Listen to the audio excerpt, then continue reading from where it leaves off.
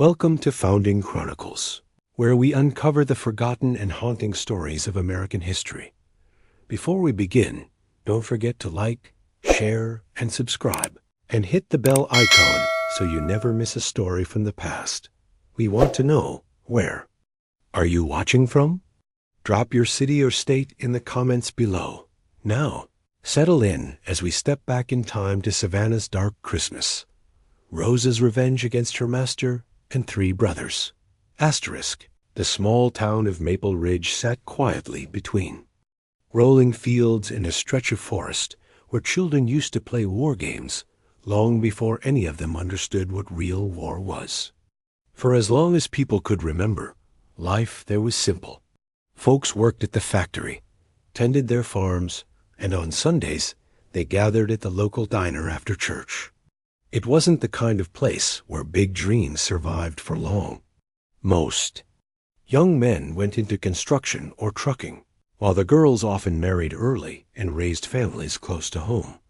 But from the time she was 10 years old, Sarah Dawson carried a different dream. She used to watch the jets from the nearby Air National Guard base streak across the sky in perfect formation. While other girls played with dolls, she lay on the grass with her hands behind her head, imagining herself in the cockpit, racing the clouds. Her father, a Vietnam veteran who never spoke much about his war years, would sometimes sit with her in the yard. He'd follow her gaze and smile, though sadness always lingered in his eyes. "You want to fly, don't you?" he asked once when she was 12. Sarah nodded. "More than anything."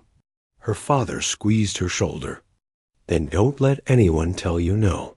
It became a promise she carried deep inside, though she didn't yet understand how heavy that promise would become. By the time Sarah turned 22, the small town girl with bright brown eyes and a steady voice had already done the unexpected.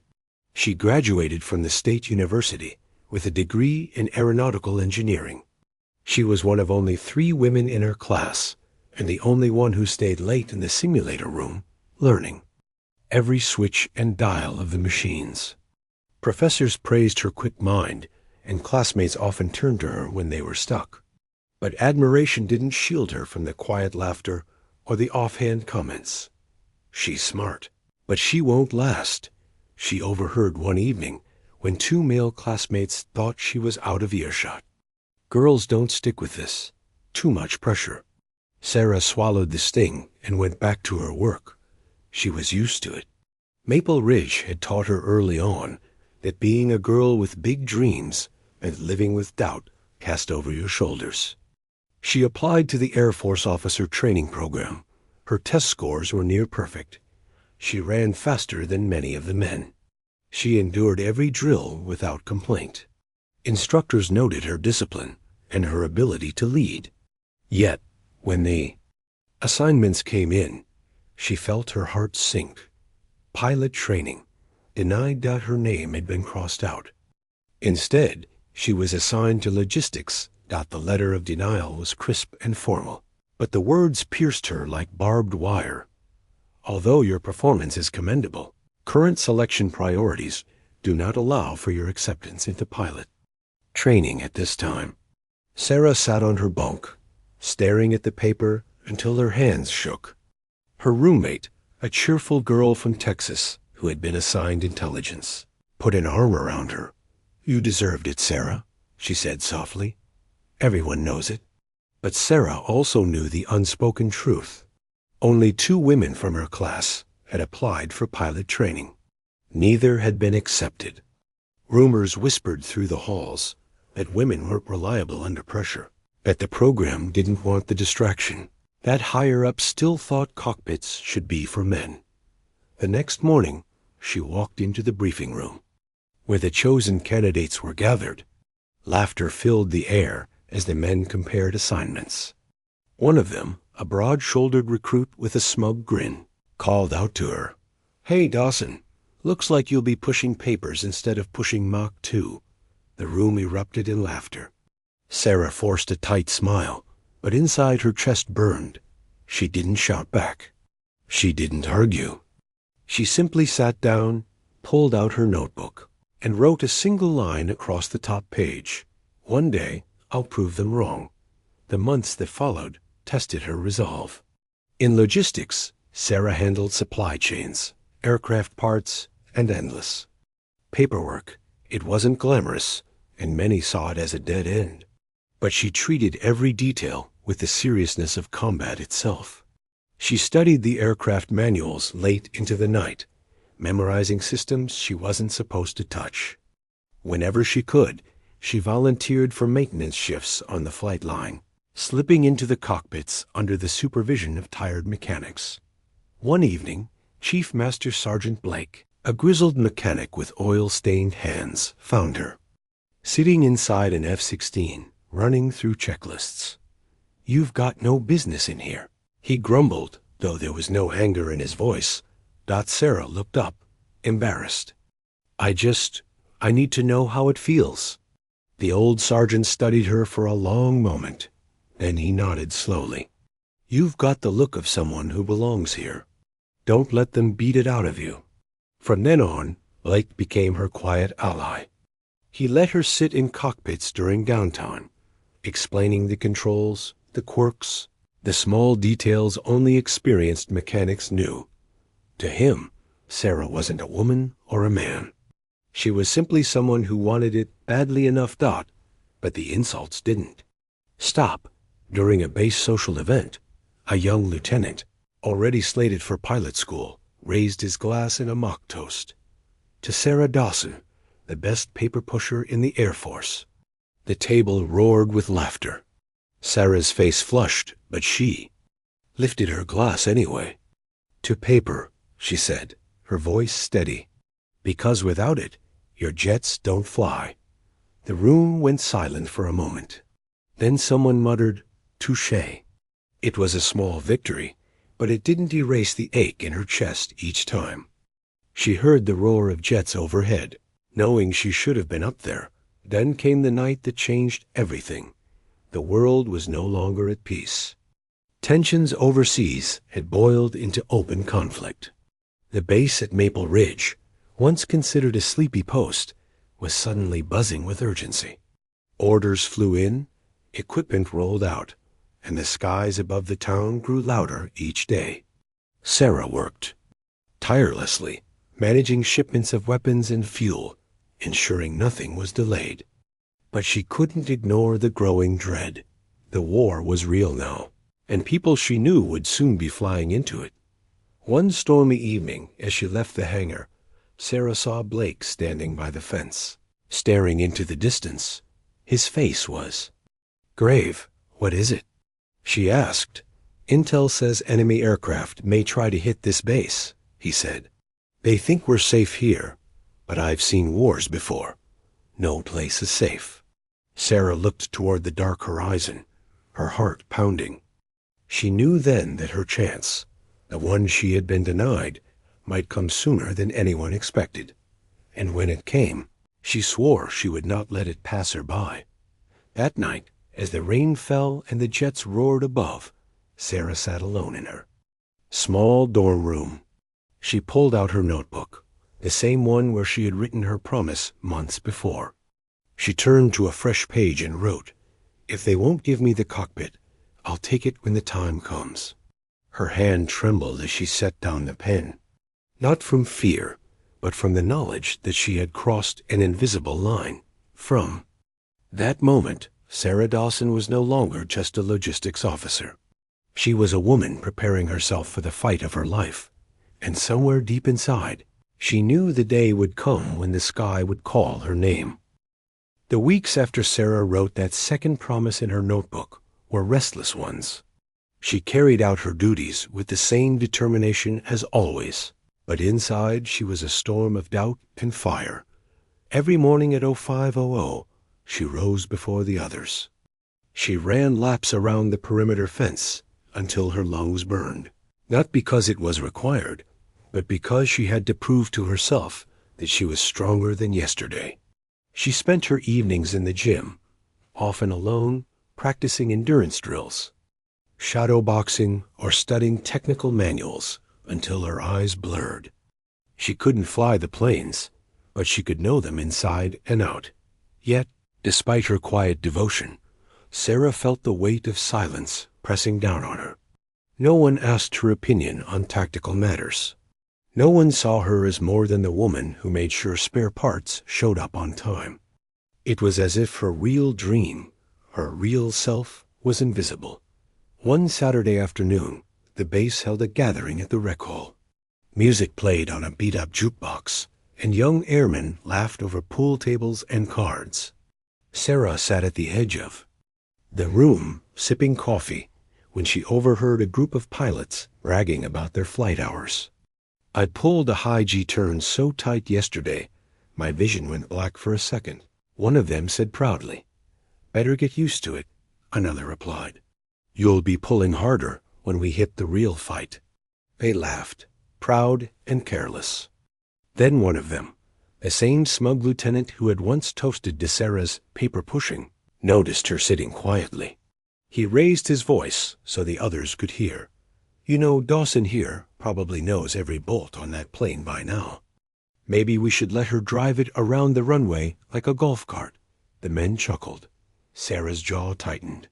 She wanted to shout, to tell them she could handle that jet as well as any of them, maybe better. But she didn't. Instead, she looked the lieutenant square in the eye and said, "You might want to study those bolts yourself. Because one day, it won't be jokes keeping your plane in the air. It'll be me." For the first time, his grin faltered. The others grew quiet, shifting uncomfortably. Sarah left the room, her heart pounding, but her head held high. Despite the sting of mockery, she found allies in unlikely places. Chief Blake continued to mentor her in secret. When no one was watching, he let her sit in the cockpit and run through startup sequences. Sometimes he even quizzed her. "What's the throttle setting for afterburner ignition?" he asked one late night, leaning against the ladder. Sarah answered without hesitation. "And if you lose hydraulic pressure mid-flight?" She described the emergency procedure step by step. Blake nodded slowly. "You're sharper than half the boys I've seen come through here. Don't forget that." His words gave her strength, but it was a strength she had to carry quietly. If the higher-ups found out, both of them could face consequences. Outside the base, Sarah's parents worried about her. Her mother, a gentle woman with silver strands now showing in her hair, called one evening. "Sarah, are you eating enough? You sound tired." "I'm fine, Mom," Sarah said, forcing cheer into her voice. Her father, listening in the background, finally spoke. "They still holding you back?" Sarah hesitated. "Yeah." There was silence for a moment. Then he said, "Don't let them win. Remember what I told you. Don't let anyone tell you no." Sarah blinked back tears. "I won't, Dad. I promise." The war overseas grew fiercer by the week. News broadcasts filled with images of burning convoys, downed aircraft, and exhausted soldiers. The Air Force ramped up training schedules, pushing pilots harder, preparing for the day when the fight would reach them. One bitterly cold morning, sirens wailed across the base during a routine drill.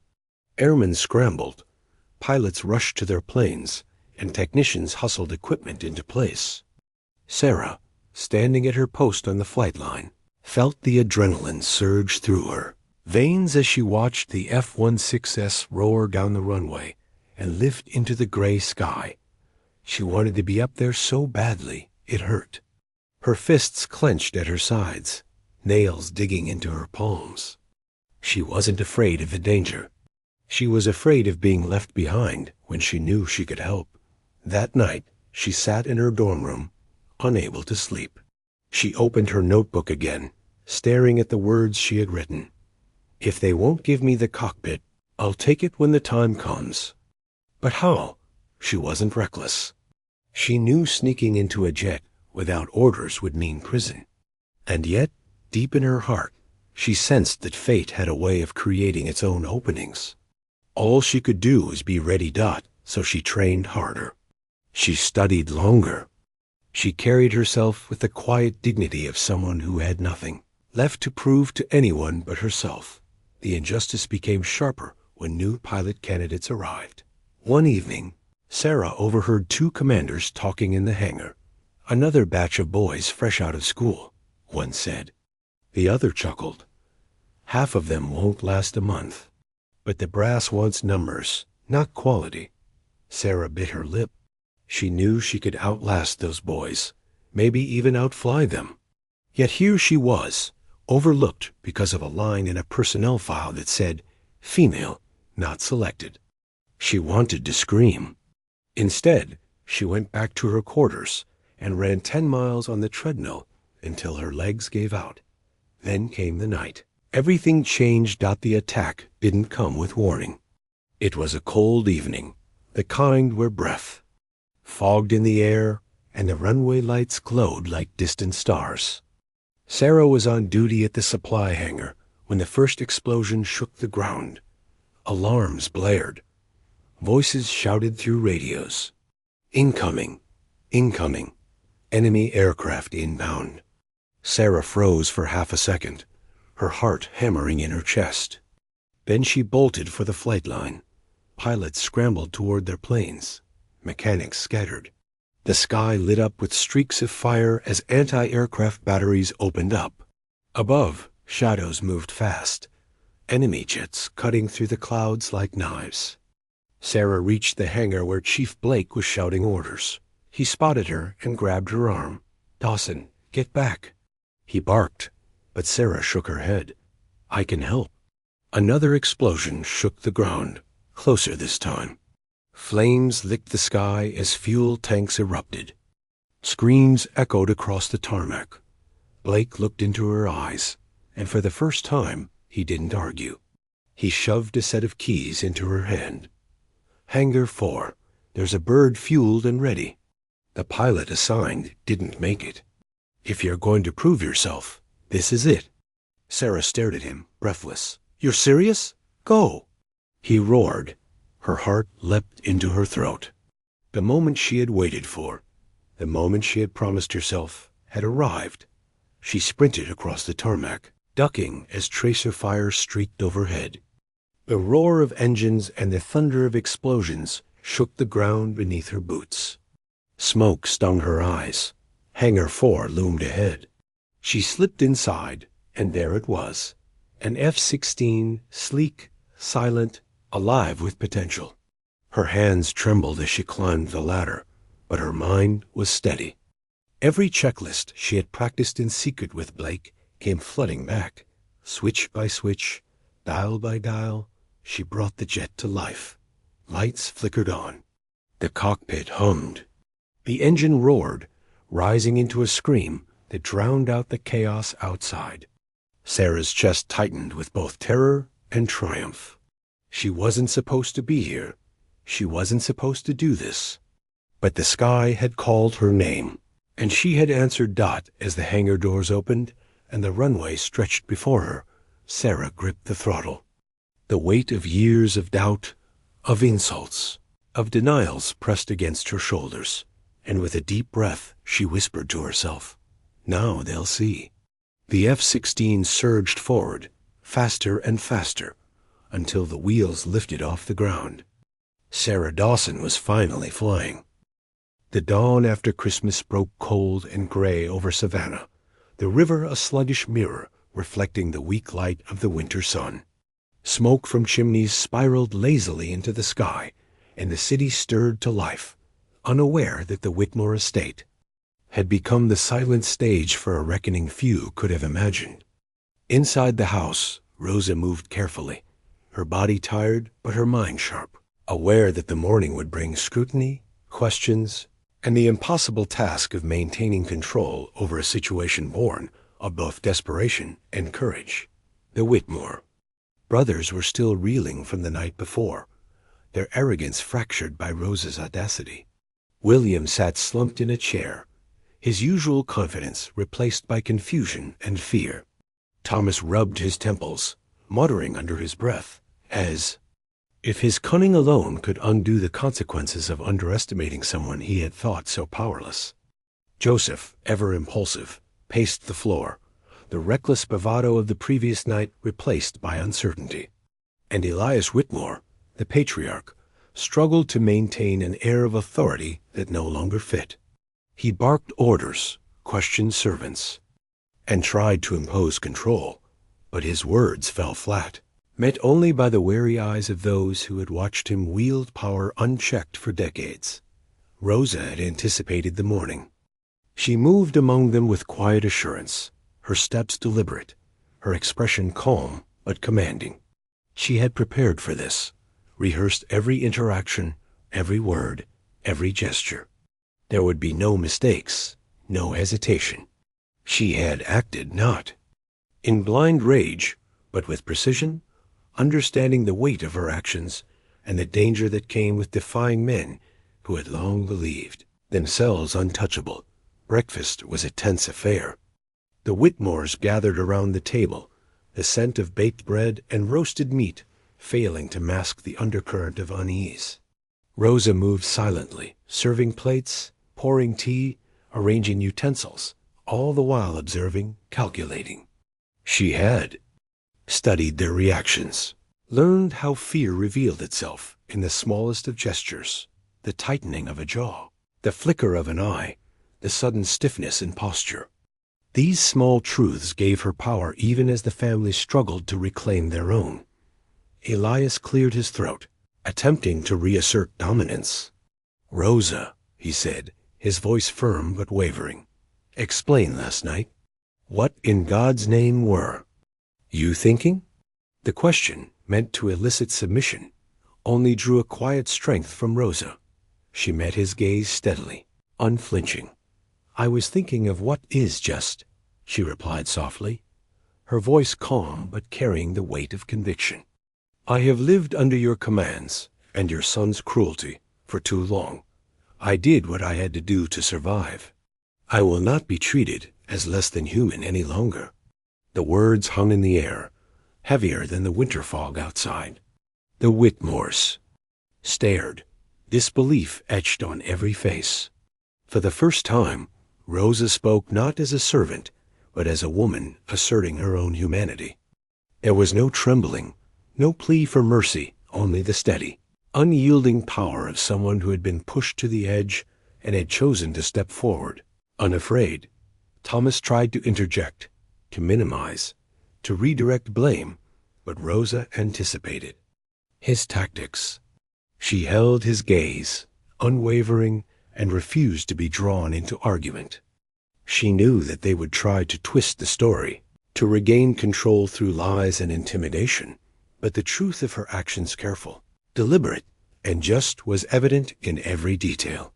She had acted with skill, and they had no choice but to acknowledge it, even if only reluctantly. Word of the previous night's events began to circulate among the enslaved quarters, carried in whispers and cautious glances. The women and men who had long labored under the Whitmores watched Rosa with a mixture of awe, fear, and hope.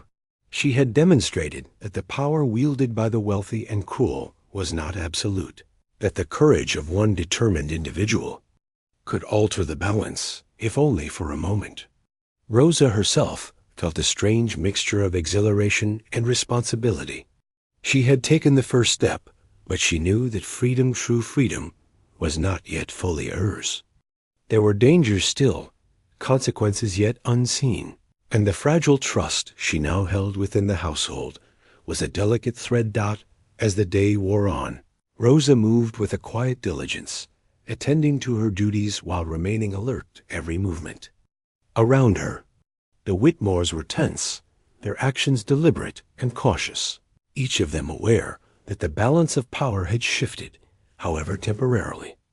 Rosa observed, learned, and adjusted, aware that the world she had sought to alter could respond in unpredictable ways. Each glance, each whispered conversation, each hesitant gesture from the family was a thread she wove into her understanding of the moment, a map guiding her through the delicate aftermath of her decisive action. By mid-afternoon, the first real confrontation occurred. Joseph, the youngest, attempted to intimidate her, stepping close, voice raised, trying to assert dominance through threats and bravado. Rosa stood firm, her eyes steady, her body calm but ready. She did not flinch, did not retreat. She had anticipated. This rehearsed her response and acted with precision. With a measured tone and unshakable resolve, she reminded him that fear and cruelty were not the same as power, and that her actions had consequences beyond his understanding. The effect was immediate. Joseph faltered, uncertainty flickering. In his eyes, for the first time in his life, William and Thomas tried to regroup, huddling together in whispered consultation, but Rosa's presence, quiet and resolute, dominated the room. She had learned the patterns of their speech, the ways they tried to manipulate, and she countered with calm authority. Her mastery of the household, honed through years of observation, now allowed her to navigate this treacherous landscape with skill and confidence. She was no longer simply a servant. She was a force to be reckoned with, and the Whitmores were beginning to understand that their arrogance had blinded them to her potential dot as evening approached. The weight of the day pressed down on the household. The Whitmores were exhausted, not just physically but mentally, their confidence eroded by the undeniable presence of Rosa's agency. They had underestimated her for so long that the realization of their error shook them deeply. Rosa, though tired, moved with clarity and purpose. She had survived, she had asserted herself, and she had sent a message that would echo far beyond the walls of the estate. That night, Rosa returned to the quarters, the small space filled with the warmth of shared stories and cautious smiles. The other women looked at her with a mixture of reverence and hope, their eyes reflecting the unspoken acknowledgment of her courage. Rosa did not boast, did not seek glory. She simply allowed herself to feel the quiet satisfaction of having reclaimed a measure of her own power, of having acted decisively in a world that had long denied her voice. But Rosa knew the struggle was far from over. The Whitmores were not men who would forgive easily. They were accustomed to control, accustomed to obedience, and their pride would not allow them to accept their humiliation without response. She had struck a blow, yes, but she had also set in motion a chain of events whose consequences she could only begin to imagine. Every shadow, every creaking floorboard, every whispered conversation now carried the possibility of danger dot in the quiet moments before sleep. Rosa reflected on the path she had chosen.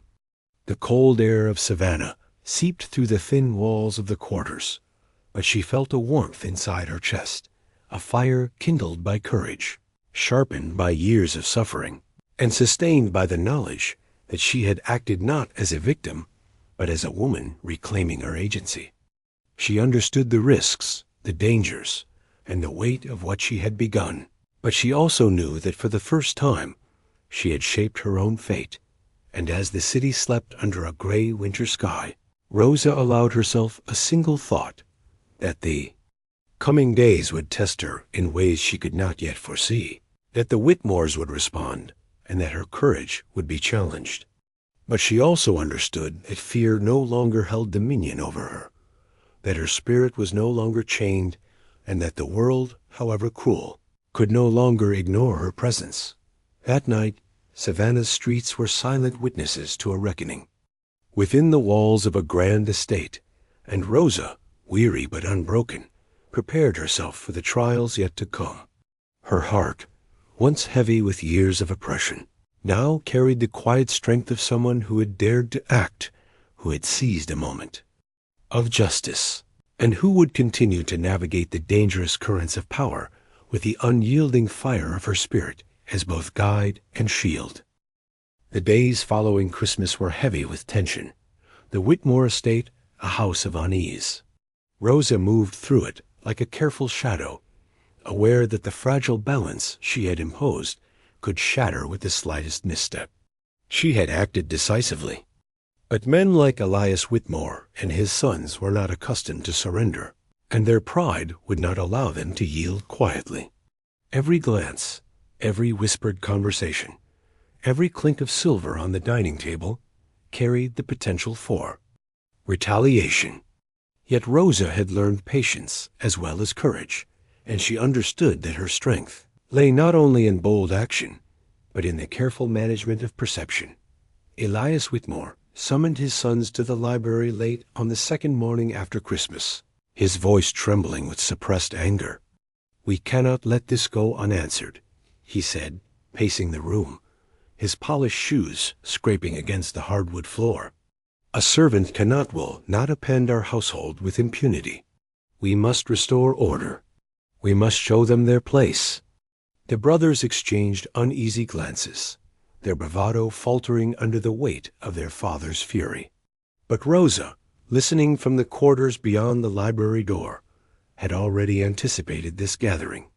She had listened carefully to the inflections of their voices, the cadence of their plotting, and she understood the exact moment when fear would be their weakness. That evening, the family gathered in the parlor, ostensibly to resume normalcy. But the air was thick with unspoken tension. Rosa moved among the rooms, attending to her duties with quiet precision. She set the table, polished the silver, and ensured that the candles burned evenly, all while keeping her senses alert for the slightest sign of the Whitmores' retaliation. Her plan had been set into motion days ago, and she now watched carefully, waiting for the right moment to act again. This time, her purpose was not only to assert herself, but to ensure that the reckoning was complete. The first indication of trouble came when Joseph, reckless as ever, attempted to intimidate one of the younger servants. His voice rose, loud and mocking, but Rosa intervened before he could escalate. Calmly, she stepped between him and the frightened boy, her gaze unwavering. "This stops now," she said firmly. Her voice carried authority, a tone that demanded recognition. The fear in Joseph's eyes was immediate and profound. He realized, finally, that Rosa was no longer a woman to be dismissed, no longer someone whose silence could be assumed. William and Thomas tried to recover their composure, huddling together in whispered consultation, but Rosa anticipated their movements, anticipating their attempts at intimidation. She had studied them, understood their weaknesses, and moved with the confidence of someone who had nothing left to lose and everything to reclaim. Her actions were deliberate, each one carefully calculated to maintain control over a situation that could have easily spiraled into chaos. The turning point came late that evening. Rosa had learned from years of observation that the Whitmores were overconfident in their physical strength and quickness. Using this knowledge, she orchestrated a confrontation that would finally break their illusion of invincibility. She led the brothers into the hallway under the pretense of assisting with a minor household task, and once they were positioned correctly, she acted with swift precision. Each brother was restrained not through brute force alone, but through a combination of careful planning and the element of surprise. Their resistance was futile. Their arrogance had blinded them to the possibility that someone they considered powerless could outmaneuver them. Elias Whitmore, witnessing the scene from a distance, was paralyzed with disbelief. What is this?" he demanded, his voice trembling with anger and fear. Rosa turned to him, her eyes steady, her posture calm but commanding. "This is justice," she replied simply. "Not vengeance. Justice for the years of cruelty, for the suffering inflicted, for the lives disregarded. You have taught your sons that power is everything, that fear is obedience, but you have been wrong. I am not afraid." The weight of her words struck the men profoundly. For years, they had wielded authority without challenge, assuming their position unassailable. Now they faced a force born not of wealth or privilege, but of resilience, intelligence, and courage. Rosa had transformed the household into a space where the old hierarchies no longer held absolute sway. The Whitmores were forced to reckon with the truth they had long denied, that humanity cannot be owned, that courage cannot be contained, and that one person's determination can alter the course of a life or even a household. Over the following days, Rosa ensured that the lessons of Christmas were reinforced. She moved through the estate with quiet authority, supervising tasks, mediating disputes, and asserting her presence wherever it was needed. She did not seek punishment for its own sake, nor did she revel in humiliation. Her purpose was clear and measured. The Whitmores learned, slowly and painfully, that their past behavior would no longer dictate the actions of those they had oppressed. Rosa had created a new order, one in which respect, attention, and careful consideration were the currency, not fear. News of her actions, carried in whispers through Savannah, began to spread beyond the Whitmore estate. The enslaved quarters buzzed with a quiet, cautious admiration. Rosa had demonstrated that courage and intelligence could alter the balance of power, that the long years of oppression had not defined the limits of possibility. The women and men who had once labored in silence now held in their hearts a renewed sense of hope. They saw in Rosa not only a woman who had dared to act, but a symbol of what could be achieved through careful planning, courage, and unyielding. Resolved that by the time the new year approached, the Whitmore estate had settled into a fragile equilibrium. The brothers were subdued, their arrogance tempered by the realization of their vulnerability.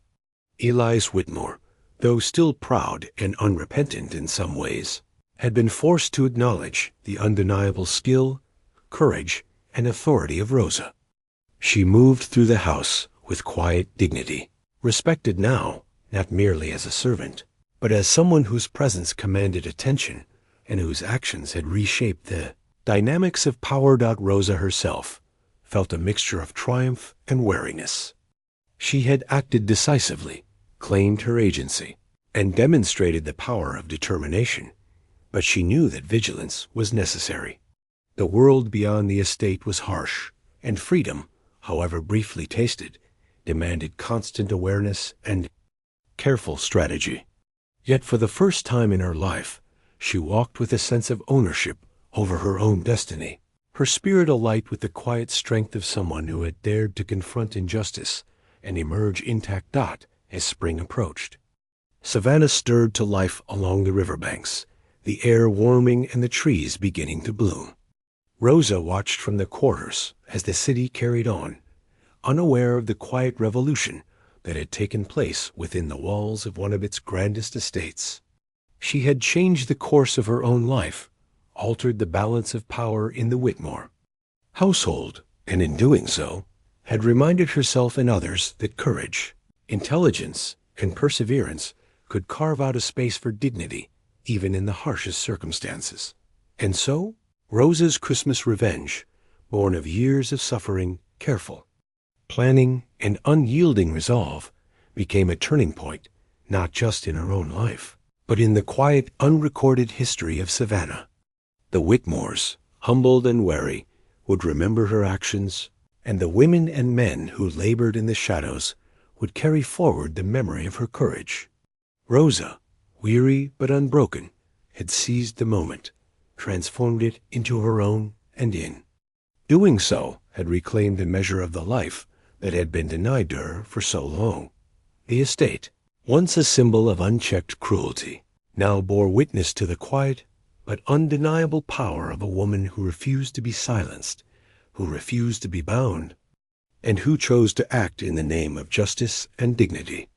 Savannah itself, with its winding streets and riverfront shadows, became a backdrop to a story that would live in the whispers and hearts of those who remembered. The story of Rosa, her courage, and the Christmas that changed everything.